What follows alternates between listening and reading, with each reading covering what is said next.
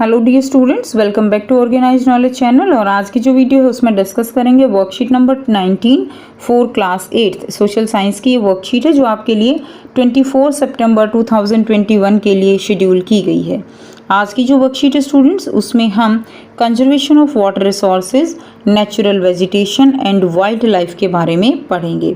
सो worksheet शुरू करने से पहले बेटा प्लीज़ चैनल को सब्सक्राइब कर दीजिए, बेल आइकन को प्रेस कर लो ताकि आपको आने वाली वीडियोस की नोटिफिकेशन वो समय से मिल जाए।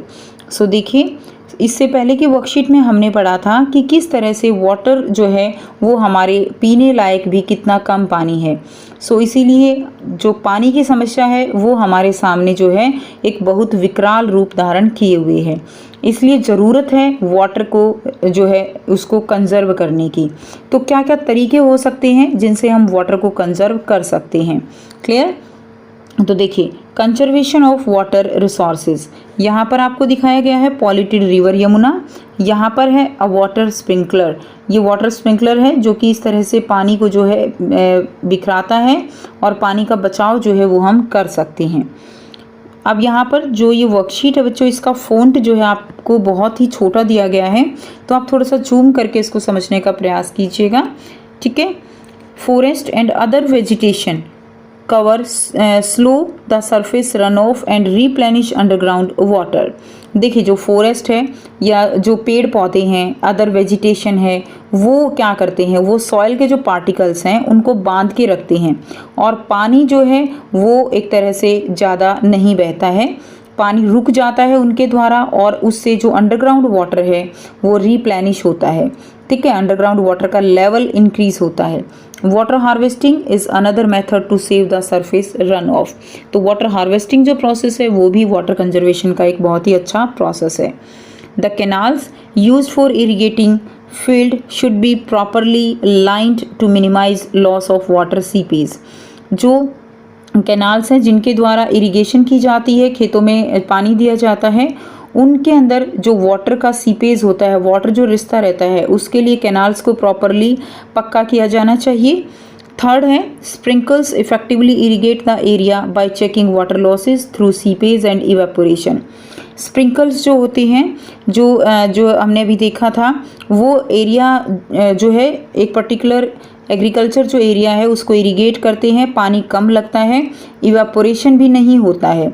तो इस तरह के मेथड अपनाने चाहिए इरिगेशन के लिए।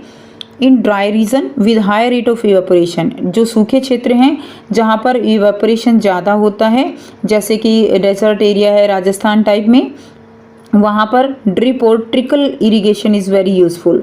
ड्रिप मेथड क्या होता है, इसके अंदर जो प्लांट्स होते हैं बिल्कुल उनकी जो रूट्स होती हैं उनके अंदर पाइप के द्वारा जो है पानी दिया जाता है। इससे क्या होगा, जो पौधे हैं उनको पानी भी मिलेगा, इवेपोरेशन नहीं होगा और जो प्लांट्स हैं वो जो क्रॉप है वो भी अच्छे से हो पाएगी। क्लियर? तो ये मेथड होता है drip irrigation method. Now, the valuable water resources can therefore be conserved by adopting these means of irrigation. So, जो valuable water resources है हमारा, इस तरह के कुछ methods अपनाकर हम उसको जो आप कह सकते हो वो उसको कंजर्व कर सकते हैं। नेक्स्ट है natural vegetation and wild life. Natural vegetation and wildlife exist only in the narrow zone of contact between the lithosphere, hydrosphere and atmosphere. ठीक है, that we call the biosphere. देखिए, जो नेचुरल वेजिटेशन है और wild life है वो जो है, जो आप कह सकते हो कि जो हमारे जोन हैं, लिथोस्फीयर है, हाइड्रोस्फीयर है, एटमॉस्फेयर है, तीनों जोन ही उनके लिए इम्पोर्टेंट हैं और तीनों जोन को मिलाकर हम कहते हैं बायोस्फीयर। यानी ज़िंदा रहने के लिए हमें जो लिथोस्फीयर है, जो भूमि है वो भी चाहिए, पानी भी चाहिए और हवा भी चाहिए, और इन तीनों का कॉम्बिनेशन कहलाता है biosphere. In the biosphere, living beings are interrelated and interdependent on each other for survival. Biosphere में जो living beings हैं वो एक interrelated हैं और जो सर्वाइवल के लिए एक दूसरे के ऊपर जो है क्या होते हैं, इंटरडिपेंडेंट हैं। ठीक है। The life supporting the system is known as ecosystem. और ये जो लाइफ सपोर्टिंग सिस्टम है जिसमें बायोटिक कंपोनेंट यानी जो लिविंग बींग्स हैं और ए बायोटिक कंपोनेंट यानी जो नॉन लिविंग चीज़ें हैं वो एक दूसरे के ऊपर इंटरडिपेंडेंट हैं, इसी को हम इकोसिस्टम कहते हैं। Wild life includes animals, birds, insects as well as the aquatic life form. Wild life किस चीज़ को इंक्लूड करता है? बर्ड्स हैं, एनिमल्स हैं, इंसेक्ट्स हैं, जितना भी एक्वाटिक लाइफ है उन सबको जो है इंक्लूड करता है। The bird feed on insects and act on decomposers as well. जो बर्ड्स हैं वो इंसेक्ट्स को खाते हैं और एक डिकम्पोजर की तरह काम करते हैं। क्लियर है? उसके बाद देखिए, vulture due to its ability to feed on dead life stock is a scavenger. अब देखिए, जो जैसे कि वल्चर है, ये जो मरे हुए जीव हैं उनको खा लेता है और एक स्क्वेंचर की तरह काम करता है। And considered as a vital cleanser of the environment. और जो एनवायरनमेंट है उसके लिए ये एक क्लीनिंग का काम करता है। So animals, big or small, all the integral to maintaining balance in the ecosystem. Animals जो है वो चाहे छोटा हो या एनिमल बड़ा हो, उनका अपना एक इंटीग्रल जो है, क्या कह सकते हो आप, सबका अपना एक रोल है इकोसिस्टम को बैलेंस करने में। अब बात करते हैं डिस्ट्रीब्यूशन ऑफ नेचुरल वेजिटेशन की। नेचुरल वेजिटेशन का डिस्ट्रीब्यूशन जो है वो कैसे है? The growth of vegetation depends primarily on temperature and moisture. Vegetation की ग्रोथ जो है वो किसके ऊपर डिपेंड करती है? वो डिपेंड करती है टेम्परेचर एंड मॉइस्चर पे। The major vegetation types of the world are grouped as forest, grassland, scrub and tundra.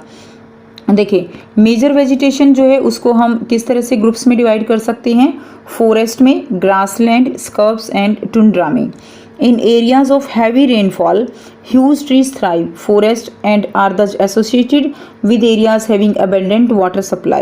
जहाँ पर ज़्यादा वाटर सप्लाई है, ज़्यादा रेन है, वहाँ पर बड़े बड़े पेड़ जो है वो पाए जाते हैं।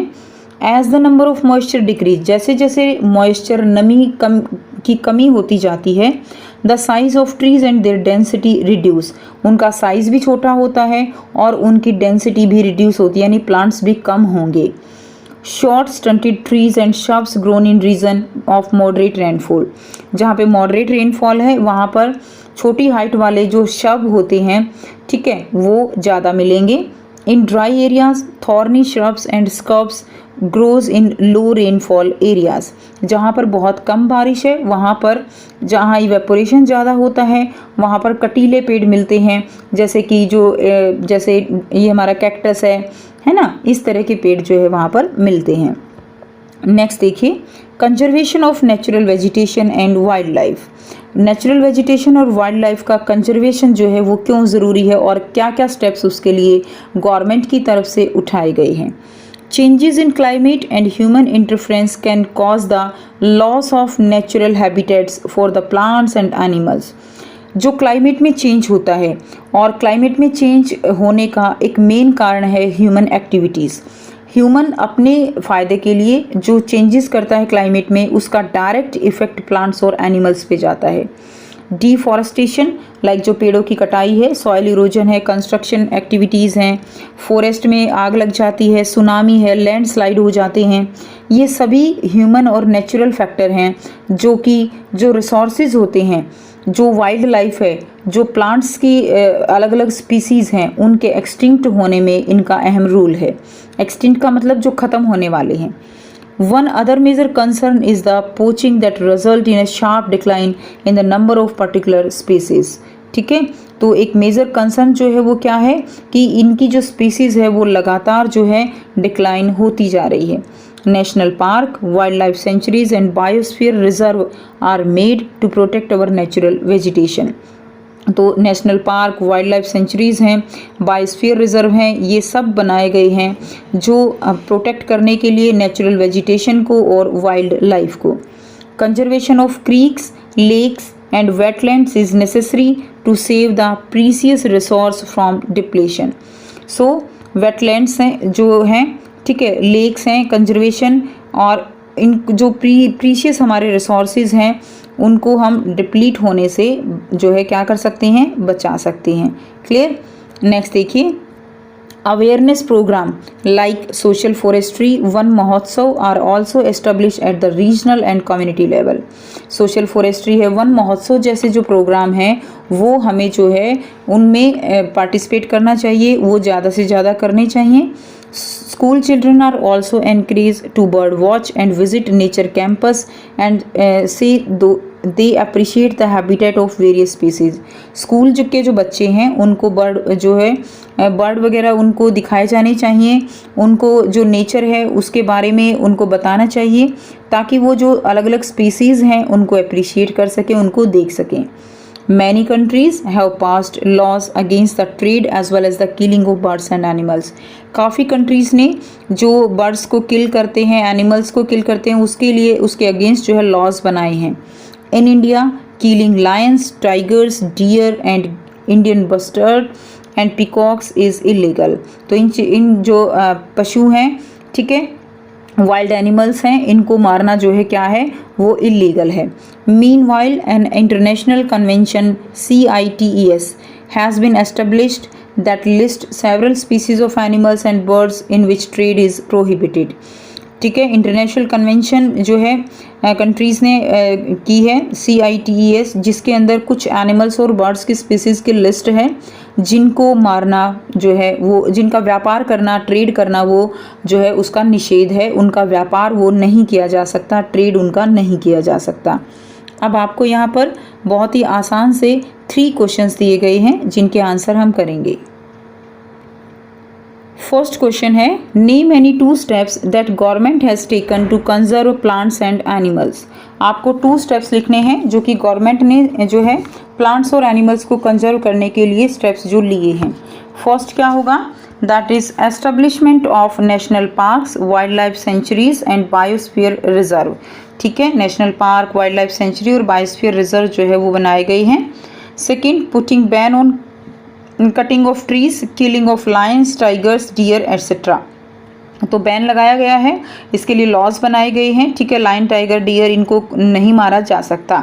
तो ये जो है 2 स्टेप हैं। सेकंड देखिए question, suggest 3 ways to conserve land resources. Land resource को कंजर्व जो है करने के 3 तरीके बताने हैं। सो फर्स्ट है कंस्ट्रक्शन ऑफ डैम्स, डैम्स को कंस्ट्रक्ट करके। सेकंड एफॉरेस्टेशन, पेड़ पौधे लगा के। थर्ड है checking overgrazing, overgrazing जो है ना होने देना, क्योंकि जो पशु चरते हैं उनके पैरों से जो सॉइल है उसको क्या होता है, वो उखड़ जाती है और पानी के साथ फिर बह जाती है। नेक्स्ट देखिए क्वेश्चन नंबर 3 है, what do you understand by the term ecosystem. Ecosystem से आप क्या समझते हो। So an ecosystem is a community of living and non living things that work together. Ecosystem ये क्या है, ये कम्युनिटी है लिविंग और नॉन लिविंग थिंग्स की जो कि आपस में काम करते हैं। ठीक है, सो ये थी आपकी आज की SST की वर्कशीट। आई होप सभी स्टूडेंट्स को ये क्लियर है। कोई भी डाउट है बच्चों पूछ सकते हो। वीडियो अच्छी लगी तो प्लीज़ लाइक कर दीजिए, शेयर कर दीजिए और चैनल को भी सब्सक्राइब कर लीजिए। So thanks for watching. मिलते हैं नेक्स्ट वीडियो में नेक्स्ट वर्कशीट के साथ। Take care, bye bye.